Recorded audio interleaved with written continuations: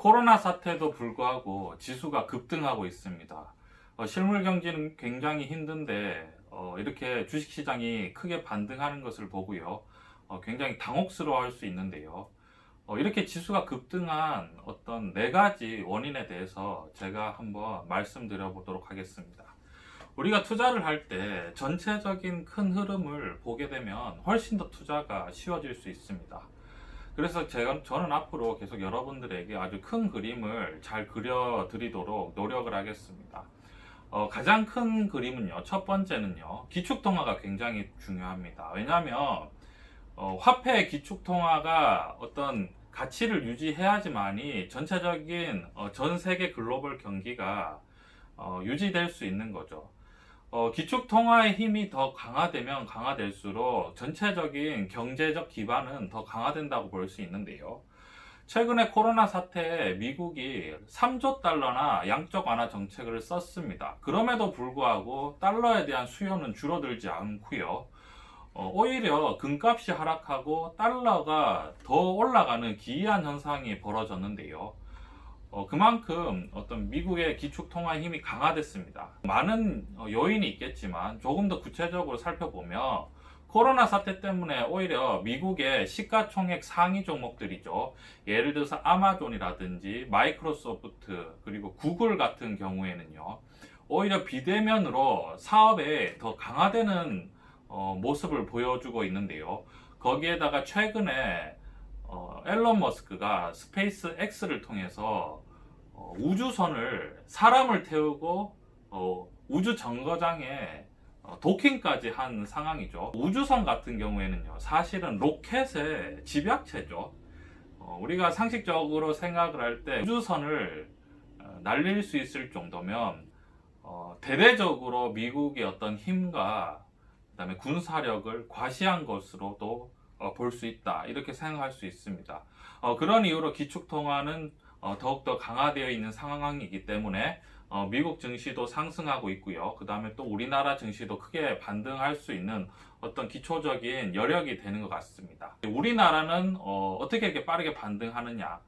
두 번째 예를 들면은 삼성전자가 아주 공격적으로 지금 투자를 하고 있습니다.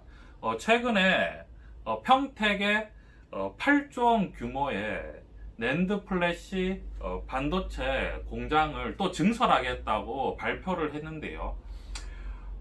이건 미래에 대한 이런 공격적인 투자는 어떤 투자자의 그 심리를 자극하는 거죠. 앞으로 가면 갈수록요, 비대면 사업이 더 발달할 수밖에 없는 여건이 만들어진 것 같습니다. 미래를 우리가 생각할 때 반도체가 수요가 줄지 않고 오히려 늘면 늘었지 줄지는 않을 것이다. 이런 것들은 사실은 기본적인 우리가 상식으로 알 수 있기 때문에 삼성전자의 공격적인 투자가 어떤 투자자들의 그런 심리를 자극해서요, 오히려 더 이제 투자를 잘 이끌어내고 있는 것 같습니다. 물론 삼성전자의 미래도 밝고요.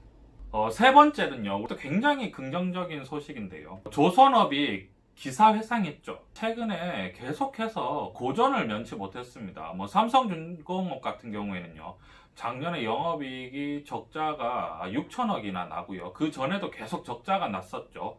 현대중공업이라든지 대우조선해양도 계속해서 수익이 거의 나지 않는 상황이었는데요. 카타르에서 LNG선을 무려 100대나 계약을 했습니다. 100대면은 거의 24조 원 정도의 규모인데요.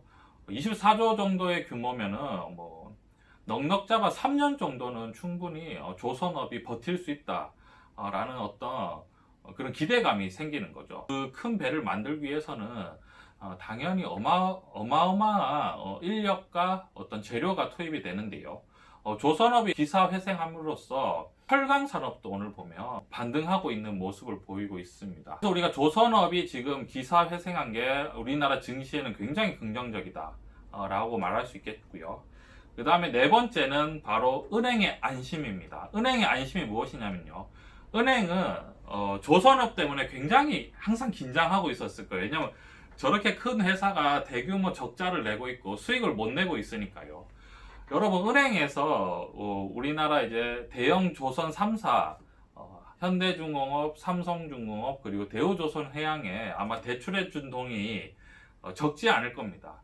그런데 예를 들어서 그런 조선업이 계속 경기가 안 좋아져서 만약에 침체되고 만약에 정말 잘못됐을 때 은행은 어떻게 되겠습니까, 여러분? 은행도 굉장히 힘들어지는 상황이죠. 일단 저렇게 조선업이 기사회생을 하면 안도를 합니다. 그래도 당장에 큰 디폴트의 위험을 얻겠구나 라고 생각을 하고요.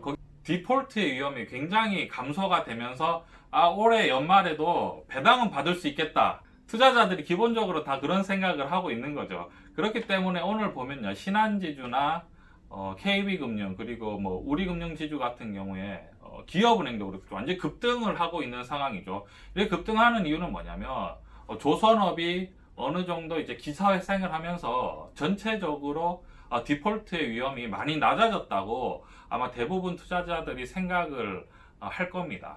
그래서 주식시장은요, 이렇게 어떤 미래의 가치와 안정성이 공존하면서 계속 지금 가고 있는데요.